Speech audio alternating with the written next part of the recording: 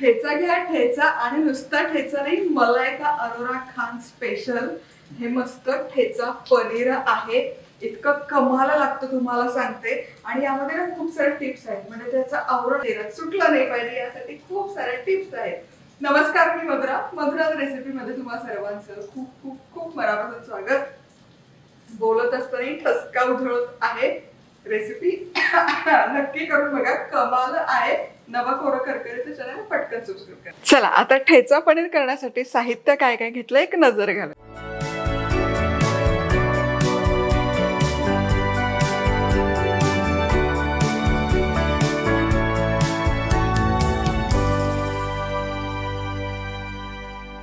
आता तव्यामध्ये थोडंसं तेल फुसफुस करूयात. तेल चमचाभर पण गरज नाही, फक्त एक कोटिंग द्यायचं तव्याला. फुसफुस बाटली आपलीच आहे, madhurasrecipeclub.com वर खरेदी करू शकता. सगळ्यात आधी हिरवी मिरची, यासोबतच शेंगदाणे, लसूण मिसळायचं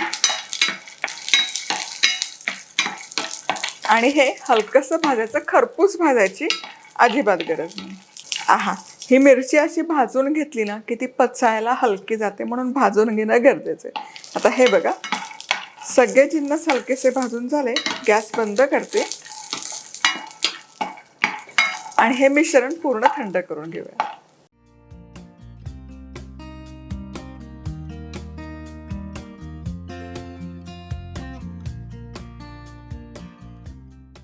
आता हे ठेचा पनीरसाठी नॉर्मल पनीर वापरायचं, मलाई पनीर अजिबात वापरायचं नाही. कारण मलाई पनीरला आहे ना, तो ठेचा हवा तसा चिकटून नाही राहणार आणि खूप सॉगे होऊन जाईल. तर शक्यतो असे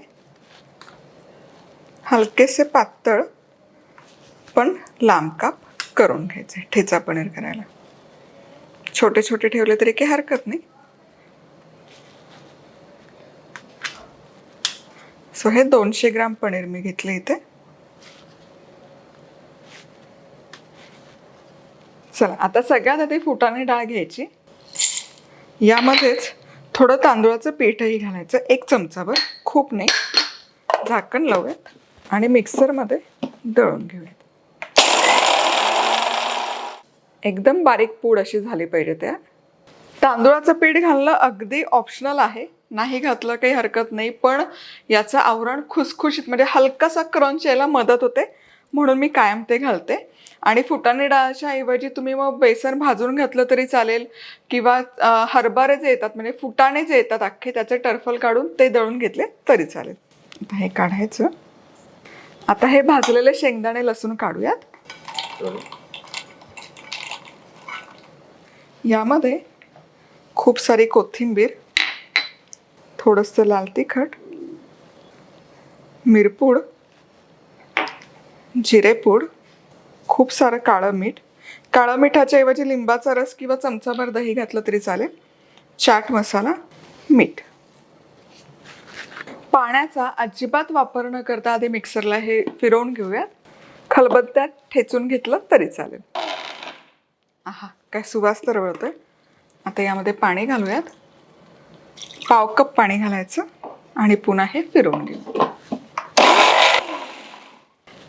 हा हा, काय कमाल सुवास तरवळतोय ठेच्याचा. आता हे ठेच्याचं मिश्रण या पिठामध्ये घालूयात.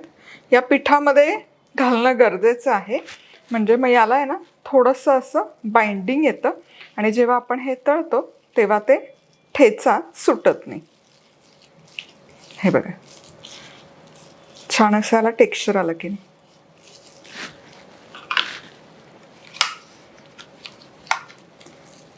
सगळा ठेचा घेऊयात.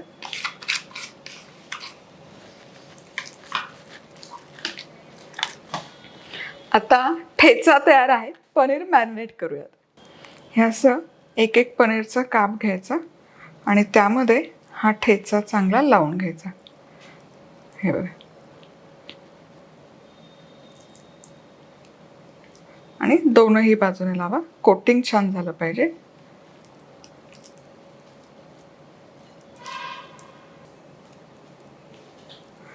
जितका छान ठेचा कोट होईल तितकं छान त्याला चव लागेल आणि दिसायलाही सुरेख दिसेल. त्यामुळे बाजूला सगळ्या बाजूने असं छान ठेचा लावून घ्या.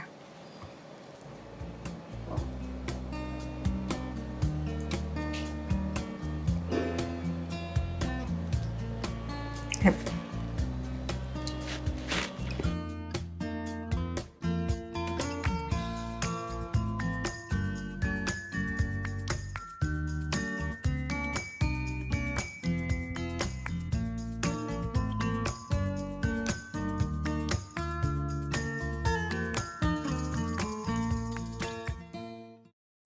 ज्या तव्यात आपण मिरची आणि शेंगदाणे तळून घेतले त्याच तव्यात आता पनीरही तळूयात. तर पहिले तेलाचं छान असं कोटिंग द्यायचं तव्याला. चला आता पनीर आहे ना, आता ठेचा पनीर शालो फ्राय करायचं आहे. तर इथे सगळे पनीरचे पीसेस कोट केले. 200 ग्रॅम पनीर मी वापरलं होतं. त्यासाठी अगदी मसाला अचूक झालेला आहे.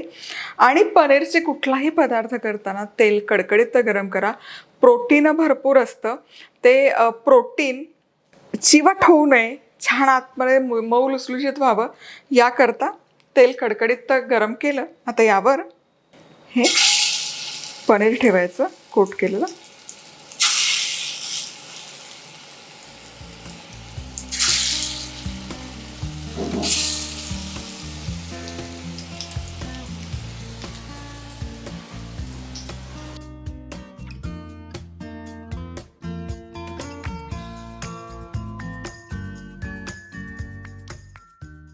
खालच्या बाजूने खरपूस होईपर्यंत हे तळून घ्यायचं.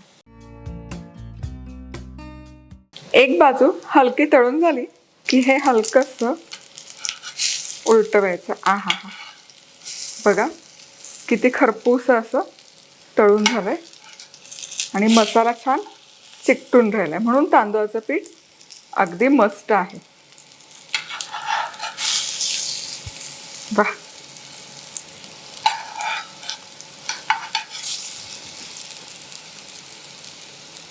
दुसऱ्या बाजूनेही खरपूस करून घ्यायचं.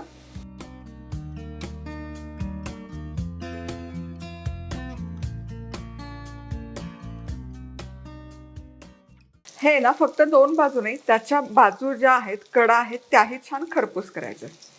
हे बघा, हे असं चिमट्याने अलगद उचलायचं आणि कडा देखील खरपूस करून घ्यायच्या. वाह,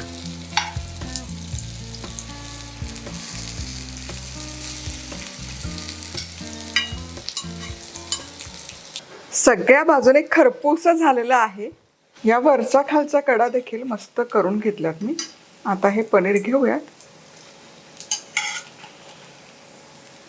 आणि थेट सर्विंग डिशवर ठेवूयात.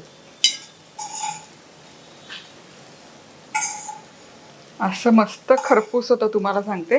फुटाणे डाळ जी आपण लावली आहे ना आणि ठेच्याचा स्वाद, आहा हा,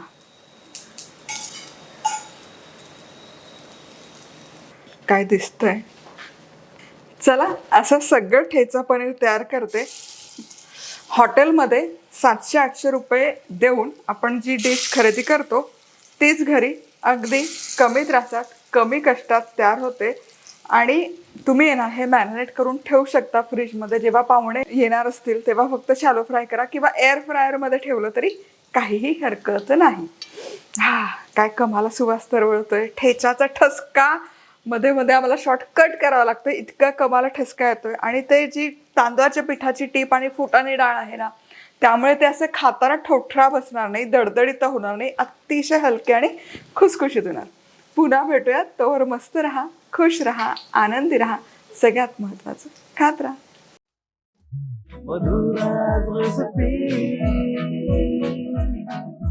मधुराज रेसिपी, महाराष्ट्राची अस्सल चव.